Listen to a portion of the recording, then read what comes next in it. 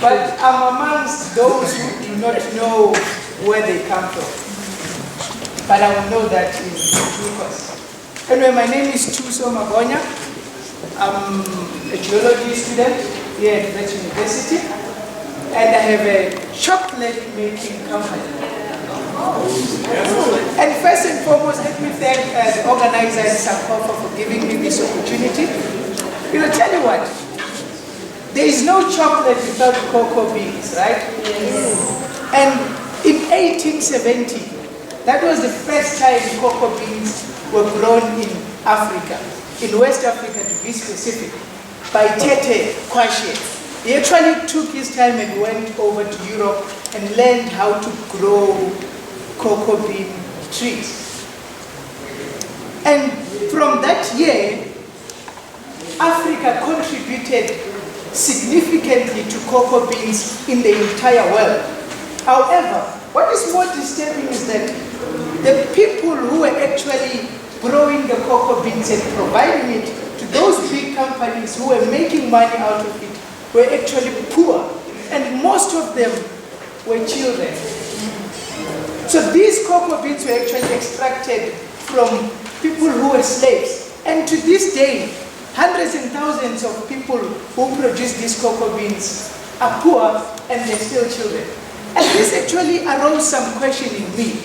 How come that we've been producing cocoa beans for the last 147 years in Africa, yet most of those people who produce them don't even know how chocolate tastes like. They don't even know how to make the actual chocolate. But the biggest question of them all was, what can be done? And that is where I come in.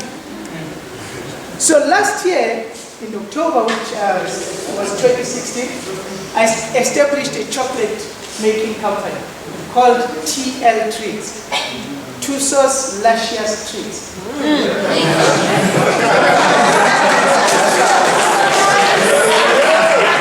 So, the core of my business is to provide a mouth-watering heritage experience. These, I tell you, these have never been seen before. Okay, so what we focus on, we would like to take you in a tantalizing journey, while at the same time remind ourselves of who we are as an African nation.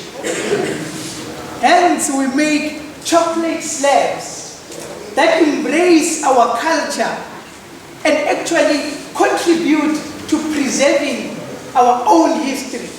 I mean, what better way is there for you to learn about your culture and essentially have a delicate and a more personal engagement with your culture? And I must say, I had a professor talking about women. And we pride ourselves with African history. And the slabs that we started with actually represent women. African women. You know that there's a slab which is an African woman with a calabash. And for me, that symbolizes, the significance of women in our culture. It symbolizes their courage. It symbolizes their love. It symbolizes the major role that they play in actually taking care of ourselves. But I haven't forgotten about the main aim, which is essentially to decolonize the chocolate industry.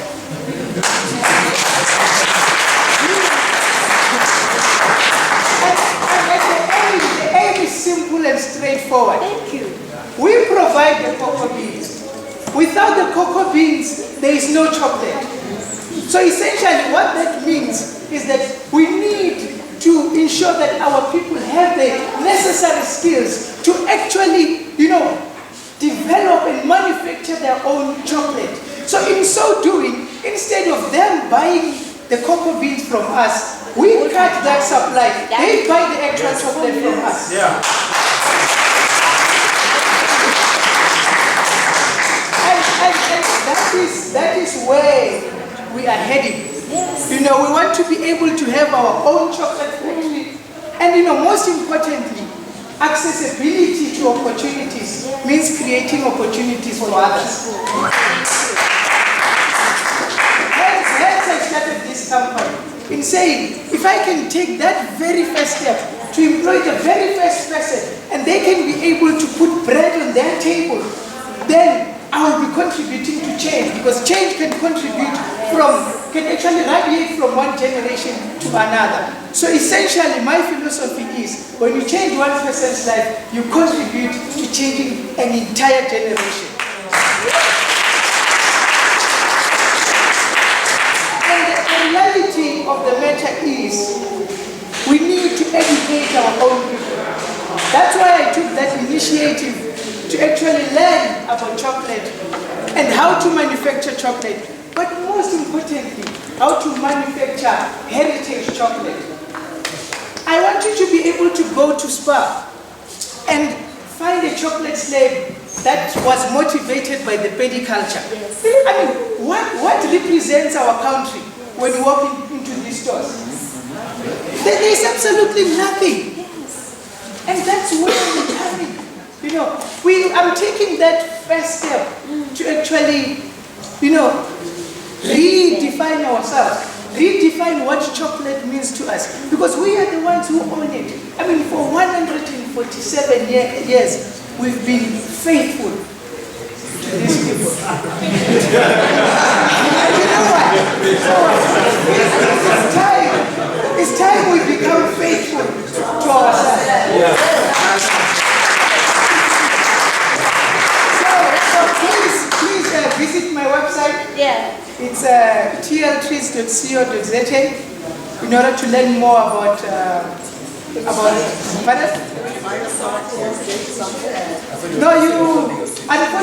it's unfortunate. You know, I'm a student, as they say, so I couldn't bring through chocolates. But I mean, from the website you can order, you know, and we. But right now, the most important thing is that we need to decolonize this entire business system, because those cocoa beans belong to us. We provide the entire world with a significant percentage of cocoa beans. So from me, thank you so much.